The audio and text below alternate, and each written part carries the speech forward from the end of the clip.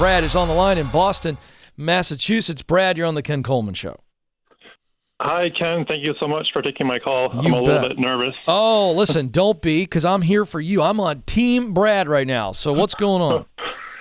Okay, so I've been trying to find my sweet spot. I've been listening to your show for a while, and I've been putting off giving you a call. But my absolute dream would be to go to law school, and I've been kind of doubting myself for a long time. And I worked as a paralegal for a little while, and I kind of got in there, and I talked to a bunch of lawyers, and I was really discouraged with just the amount of debt and the low income that they make, and to just kind of going back to the Dave Ramsey principles. I just thought debt is dumb and just didn't add up and make any sense. But since the COVID hit and everything happened, and I've been unemployed, I've been working in hospitality since I was 16 years old, working at night and things like that. And I want to go to law school. I found out that there was some family connections to that were lawyers and went to law school, and some distant cousins that were also lawyers, and one was even a judge. And I got really excited kind of doing my family tree, and talking to some family. Brad, why do you want to practice law? I want you to tell me from your heart. Let's just assume nobody in the world's paying attention to us talking. You and I are having coffee right there on the riverfront in Boston on a beautiful day. And I say to you, hey, dude, so what are you fired up about being a lawyer? Why do you want to be fired up? What would you tell me? So I like fighting for the little guy, the underdog. There we go. I love it. That's such a good answer. Yeah, I always liked the underdog in basketball, Gonzaga when they were playing against Duke, or just something about the underdog going against the big guy. You know why why you love that? Because at your core, you have the talent of advocating. You're just good at advocating for others, aren't you? Yeah. Yeah. And really it's the strength, the talent of justice, and the work you love to do is advocating. Am I right? Yeah. And the result is what? The result for you is just gratifying, goes inside with my faith and as a Christian and fighting for what's right. And that's what it is. It's justice. It's what's right. It's honor. And so so I just wanted to know that, because you're basically saying, kid, should I go to law school? And my answer is, why do you want to be a lawyer? And now that we've got that, we know that you've got to go to law school. That's what you want to do. You can hear it. You got the juice when you talk about it. Yeah, but I doubt myself. I get I don't know. I'm thinking about moving cross country and making this huge jump and selling the house. Wait a second. What if it's not a huge jump? Would that change the way you feel?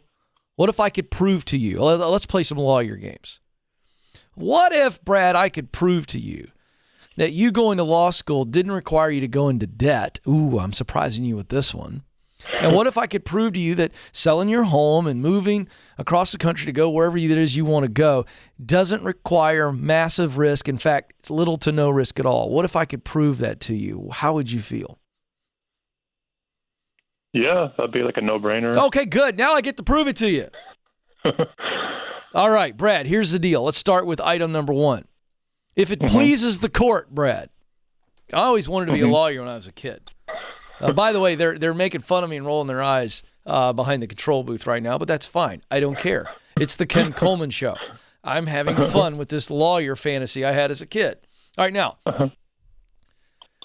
do you know, are you aware that if you get a certain score, and I don't have it off the tip of my tongue, Madison, if you can remember from our dear friend, but I want to say it's 850 plus. I could be wrong, Brad. You could look this up. But if you get a certain LSAT score, which you can take multiple times and you can study for, am I right, Brad? Yes, I think it's about 180 is the top score. Oh, that's it. Yeah, sorry. I got SAT scores in my head. Sorry. So, yeah, whatever that is. So you get a certain score or higher on the LSAT. Do you know that there are schools, law schools, all around the country that will give you a full ride because they want successful people coming into their law school, and they can't compete with the Harvard Law and all the sexy big names. They're just looking for people that they know are going to come to their law school and do well and move on, and it allows them to tout their law school. So they will give you a full ride. Are you aware of this? No. Now you are. Your answer is supposed to be yes. Now you are aware of this. Yes, I'm aware of it. Have I provided you sufficient evidence, or do you need more evidence?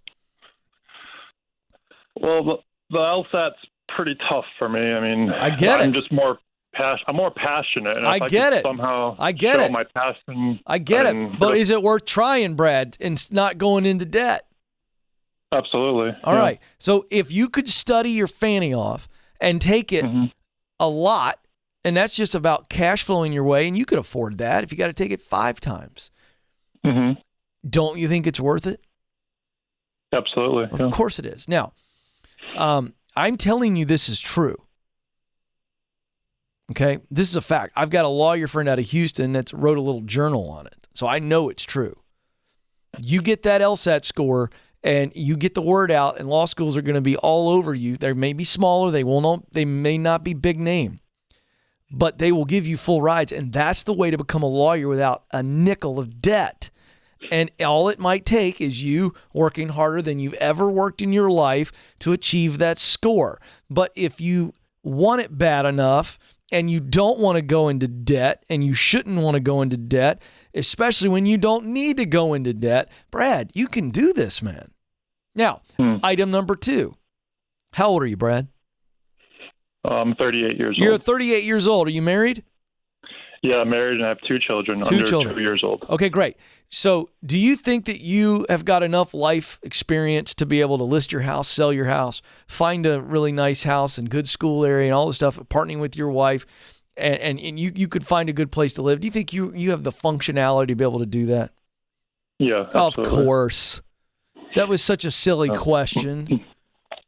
But the reason I asked a silly question is because your fear is telling you, well, I don't know if I can do that, or if I uproot my family. Your kids don't even know what's going on. They don't care where they live right now. Part of my dream is to follow in my grandfather's footsteps, who was a lawyer in the Midwest. Well, and to go to the same law school. What law school is that? It's called Marquette. Yeah. It's a Jesuit. Yeah, I know Marquette. Great school. Okay, but try for Marquette.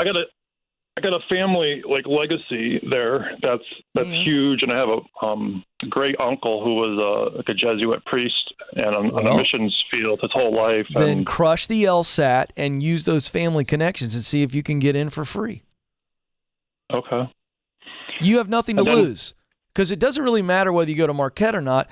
It's do you live the dream, the legacy that you want to live based on your grandfather's legacy, and you can practice anywhere you want to and help the little guy in the Midwest. What's your question? My other thing is I love cars, and I know you're a big car guy, and I love antique cars specifically. Mustangs. Oh, I love a classic Mustang.